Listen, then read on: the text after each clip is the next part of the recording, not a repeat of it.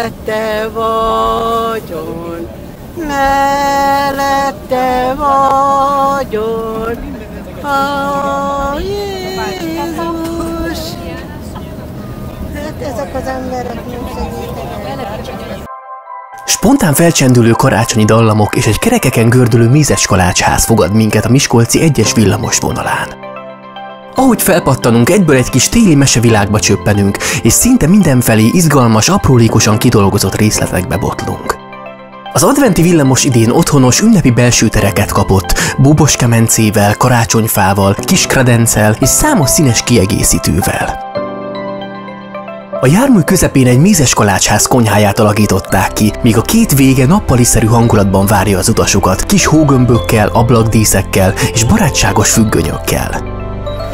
Mindeközben kívülről fényes izzósorok teszik látványossá a járatot, háromdimenziós mézes kalácsdíszszerű motívumokkal a barnás házfalon.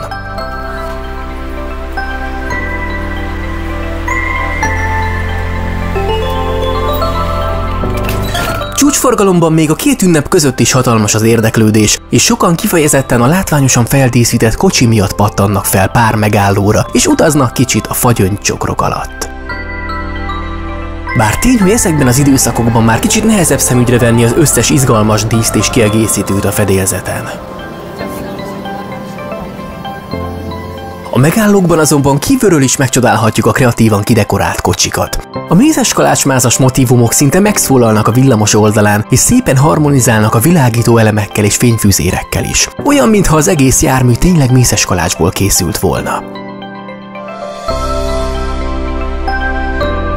Nem csoda, hogy a gyerekek is tátott szájjal mosolyogva utaznak.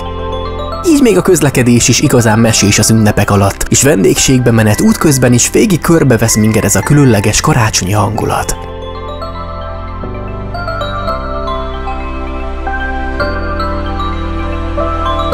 A villamos tiszai pályaudvari végállomásán még gyorsan végig is sétálhatunk a kis házigó képzeletbeli szobáin, mielőtt ismét útnak indulnánk a városba.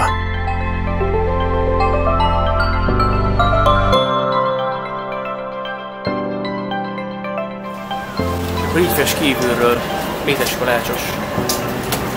Milyen szép.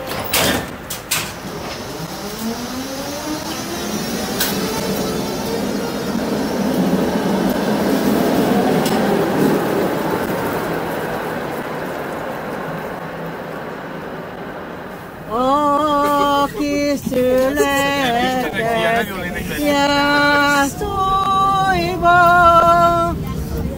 Jászolba, Isten Mária. Nem tudják a szület. És ha kíváncsiak vagytok a budapesti fényvillamosra is, ne hagyjátok ki az előző epizódot sem. És ha tetszett ez a kis virtuális utazgatás, nyomjatok egy lájkot a videómra, illetve iratkozzatok fel a csatornámra, és tartsatok velem legközelebb is.